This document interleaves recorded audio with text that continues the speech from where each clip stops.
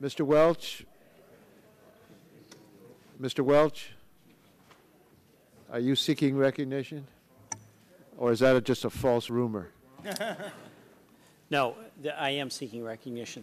The gentleman is seeking recognition for the purpose of offering an amendment? That's correct. I have an amendment. To this title. Clerk will report the amendment. Amendment offered by Mr. Welch of Vermont and Mr. Inslee of Washington and Ms. Harmon of California. At the end of subtitle B of Title II, add the following. Section 215.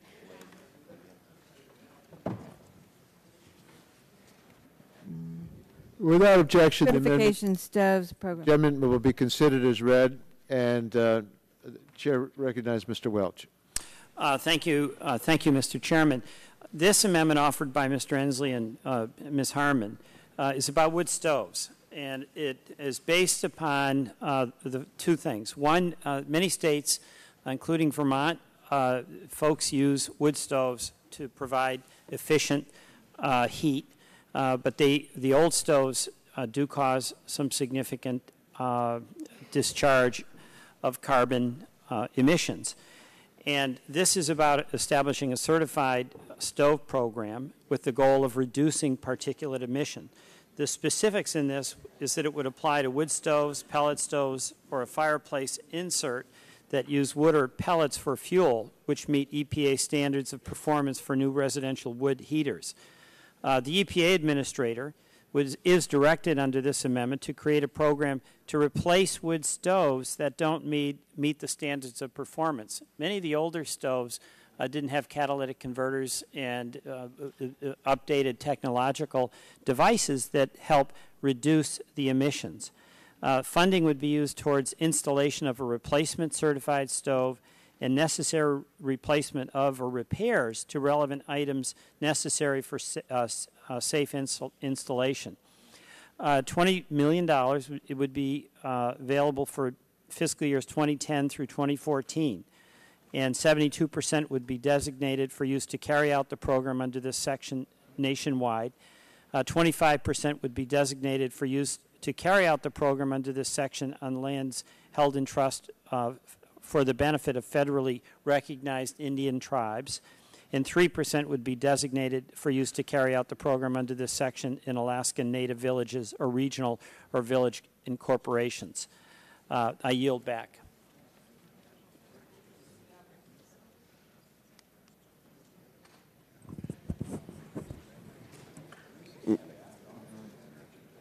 Mr. Chairman. Mr. Chairman. Who seeks recognition? I do. The gentleman from Oregon is recognized. I can't resist because I haven't talked about woody biomass in the last few hours. But once again, my part of the world, we have a lot of this that would be converted into something called pellets, which are referenced in these stoves.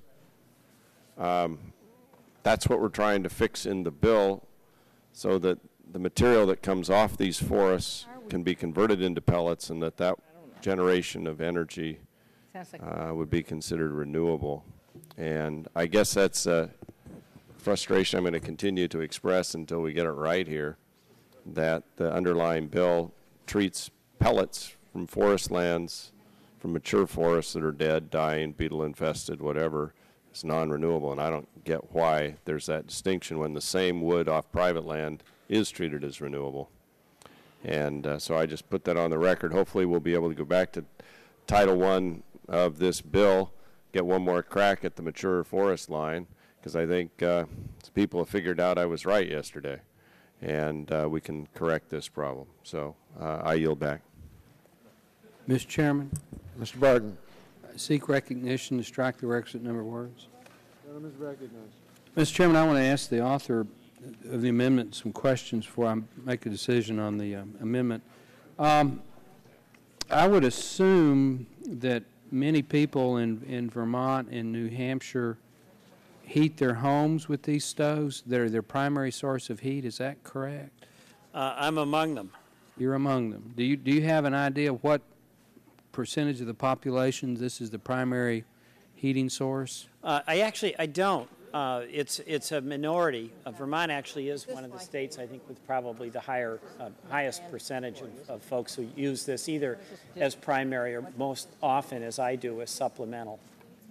Okay, I'm confused. Most people in Vermont use this as their primary heating source, or No. most people use it as a supplemental heating source? Well, probably, strictly speaking, most people don't use it. Oh, don't use it at all? The highest percentage, I believe, of folks who use wood stoves is in Vermont. We have a lot of people who use it, but it's still the primary heat for us is oil, hot water. Okay. Mr. Chairman, or Ranking, would you yield to me? Be happy to. Just real quickly, the hospital in Harney County just converted last year to a pellet burning heating system. They reduced their energy costs, I want to say, by 2/3. Right. At the same time, they dramatically increased the size of the hospital. Our Department of Environmental Quality said that the emissions are so minor from this that they're hardly even, they can't even detect them. They're using a pellet heating system. I think they got out of Sweden. Provides all their hot water, all their heat. They were petroleum based. And so it's replaced all of that. And they take out a garbage can, standard residential garbage can load of ash every 2 to 3 months. That's the residual, which then they put in gardens, and it's a soil emulsifier. And so they reduce their emissions. They're not using petroleum. They cut their costs by 2/3. This is a wonderful technology that, and I think we should encourage. And we have I have a lot of constituents I appreciate you saying that. You know, we've had some schools, I'm sure the same is true for you. Yes. Property taxes are just a wicked burden. They're trying to figure out ways to cut down on the cost. And a number of, we have a clean energy fund in Vermont, and schools can apply for grants, and they've put in these wood chip or biomass systems. And, you know, what's interesting is the students have played a major role in this. You know, getting involved Right. not just in the idea, but the actual implementation, and they've had to deal with practical problems. But the new technologies, like you say, they're clean as well as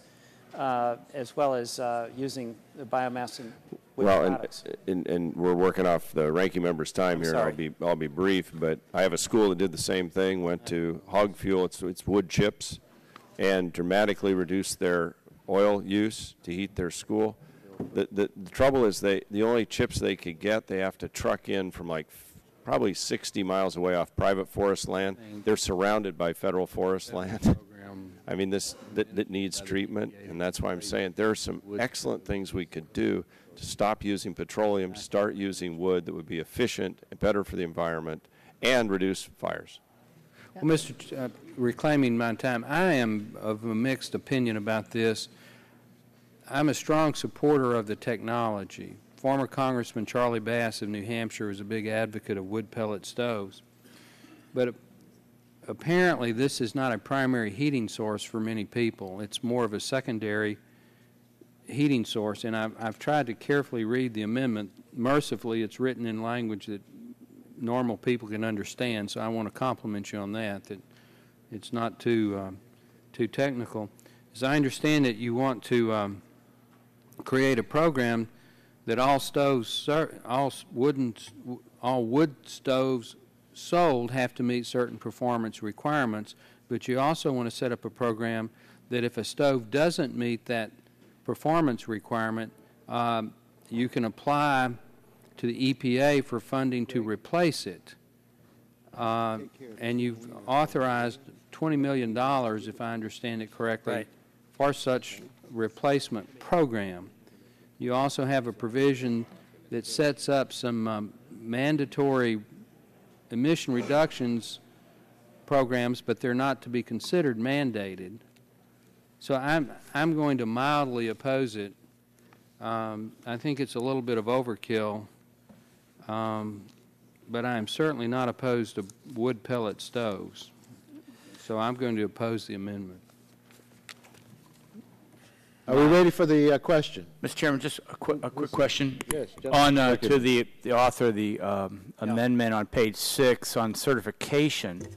In any settlement agreement regarding an alleged violation of environmental law, Would you, I'm just going to ask for a showing. is there a definition of specific aspects of law or just any environmental law? Opposed, we won't let go on It says any environmental law, and that's what it is, the laws that are currently on the books. Yeah. Mr. Chairman? And I would say, normally, we would be in reference to the Clean Air Act. Is that the author's view, that this is in response to environmental law with respect to the Clean Air Act? Well, yes. The issue that we have... I mean, there's a lot of environmental laws out there. Right. No, this is all about trying to get cleaner stoves. It's kind of like cash for clunkers. You know, there's a lot of folks, by the way, I found out it's 30 to 50% of Vermonters have wood stoves, some secondary, some primary. Some have old wood stoves, and this would be to encourage them to get the kind of clean burning facilities that Mr. Walden was referencing. Yeah, and I appreciate that. I just wanted to make sure there was clarification. This is in reference. Your intent is the Clean Air Act, the environmental laws with respect to emissions, not any other environmental laws. That is my intention, Mr. Shimkus. Yield back, Mr. Chairman. Mr. Chairman? Time has expired. Ms. Harmon?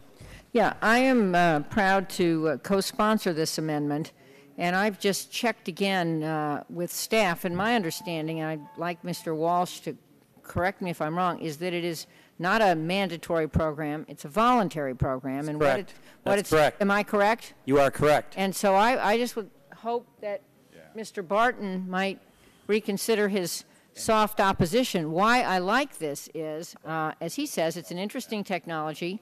It is used in regions of the country. For example, in Northern California and in some regions of my state, I know my own brother has a wood-burning stove, and there can be good ones and not good ones, and the technology matters. And it also resembles other features of this bill that most of us like, the sort of cash for clunkers approach. The idea is to push the technology, to come up with something that's good, and then to encourage people through a system of incentives to get rid of their clunkers. And so I applaud Mr. Welch. I'm glad he wrote an amendment in English, and I just hope that Mr. Barton's reviewing the fact that it's a voluntary program, and maybe he will decide he can accept it. Gentleman yield. Gentlelady yield. Yes, I yield to Mr. Inslee. Very briefly, 2 points. I just want to make sure Mr. Barton realizes there are tons of folks who use this, at least in the West, as a primary heating source. This is it, particularly in rural areas. There's 9 million of these stoves out there that are quite old and inefficient. Now they're making these stoves that are 30, 40, 50, 60% more efficient. So this is a really step forward. It's just not a marginal improvement. Second point I want to make is it isn't just the Clean Air Act that is at stake here. Stoves do emit black carbon, soot, and soot has been sort of a new culprit in global climate change because when it drifts north and lands in the snow, it absorbs heat and melts snow, and it's one of the culprits in the Arctic problem. So there's a couple good reasons to do this. Thank you. Well, gentlemen yield, then we need to find a clarification from the, I'm sorry, for the gentlelady. If Yes. Then I need to know what this environmental law is. The author of the amendment said it replies to the Clean Air Act. Well, let me, if you don't mind, I do not. ask Mr. Welch to reply to you. Well, the answer to that is yes, but also the laws are the laws. Whatever laws are on the books, all of us have an obligation, obviously, to be in compliance with. But this is all about clean air. Well, I missed something. I heard somebody offer to change the amendment to make it voluntary. So what? No. What? Reclaiming my time, I believe it is voluntary, Mr. Barton. I'm trying to get that point corrected by the bill's sponsor. Or that point, it's not corrected, but I'm trying to get the bill's sponsor to take you through the amendment and show you that it's a voluntary amendment. Yield to Mr. Welch.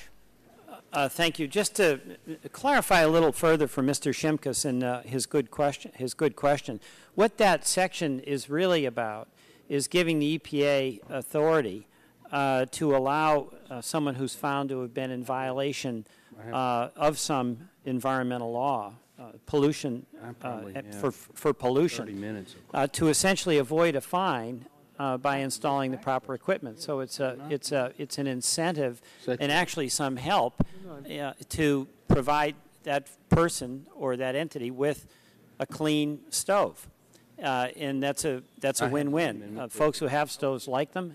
Having a cleaner burning stove is more efficient and obviously better for the environment. So that's the goal, Mr. Shimkus. I think they'd be fine with it. But if you may want to ask some questions too.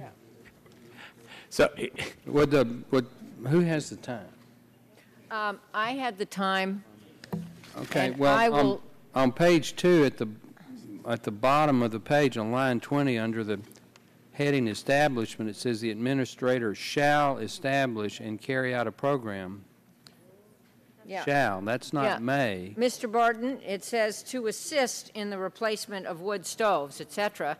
It doesn't say that one has to replace a wood stove. It's creating an option which is going to drive the technology just the way the Cash for Clunkers program drives the technology and encourages consumers to use more energy-efficient appliances, in this case, stoves. All right. It just says shall.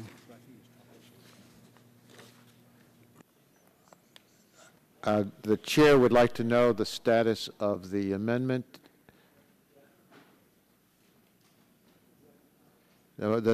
Ms. Harmon's time has expired. The chair would inquire, has the amendment been perfected? Are we ready for the question on the amendment? All those in favor of the amendment say aye. Well, let's do it this way. Show of hands. All those in favor of the amendment, please hold up your hand. Then the clerk will count the vote.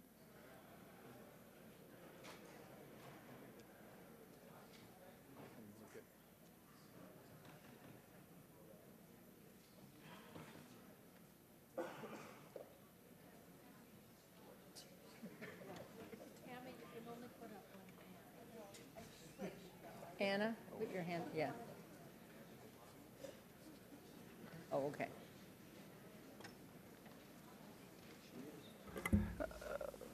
I don't want to beat up this stuff.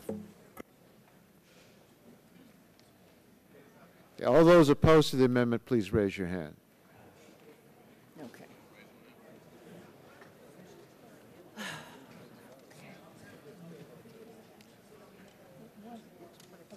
Clerk will inform us of the tally of the show of Mr. hands. Chairman, that show of hands, the division vote was 25 ayes and 4 noes. 25 ayes and 4 noes. The amendment's agreed to. Mr. Chairman, parliamentary inquiry. Who's seeking it? Yes, from Illinois. First of all, the question is, was this amendment perfected in the legislative process? Is this a parliamentary inquiry? Yeah. I'm not a lawyer, but it is an inquiry to the parliamentary procedures of the committee of whether you had asked if the amendment has been perfected. My question is, did we perfect it? Yield to me. I would. I wasn't following the debate that closely. It sounded like there was some question of confusion as to whether they needed somebody wanted a change in it or not, or whether it was voluntary or not voluntary. And so I thought that maybe perhaps there was a suggestion of language, but it seems to me that there was a meeting of the minds for those who were listening. Yeah, and as you know, I was following it fairly close. My question is, in this process of the environmental law, if someone is against federal law on a Superfund, would installing wood stoves be the proper word's not mitigation, but part of this If the gentleman would permit, compliance. Could any federal... Mr. Welch, would you listen to his question, because I'd like you to respond to it, and then we're going to move on. I'm listening. I'll even try to understand it. That's well, you know, more than the chair wants to do. The Superfund Act, which is bad stuff in the ground, we've all dealt with it. Any environmental law is part of this amendment, so some of you could comply with mitigation of the Superfund environmental law by the wood stove purchasing rebate fund. Well, you know, the way it works with laws is they're supposed to be reasonably read. And let's say there's an Exxon Valdez spill off Alaska. They're not going to be able to mitigate that by putting in a wood stove somewhere. This really relates to the actor, the person with the stove, and the impact of the use of that stove, perhaps the cause of this pollution as a result of it being inefficient. So my understanding of this, and it was intended to be drafted this way, Mr. Shimkus, is that this is all about the Clean Air Act, where there may be a violation of clean air regulations, and a person who is the, quote, violator is given the opportunity to mitigate rather than to pay a fine. But if gentlemen yield, but that's the problem. You're now using the Clean Air Act, and we've already decided that it's all environmental law. That's the whole problem with the amendment, is trying to get definition. And Mr. Chairman, this is there's a lot of bigger fish to fry. I'd like to move on, but I think I would like, and that's as this process moves forward, that on this issue we would clarify it, because it's not clear. Because every time we try to debate what this means, we use a different terminology for environmental law. And I yield back my time. Gentleman yields back the balance of the time, and there'll be further discussions as this bill moves on this issue, so members can make sure they feel comfortable with it. But a majority did feel comfortable to vote for it, and it's adopted.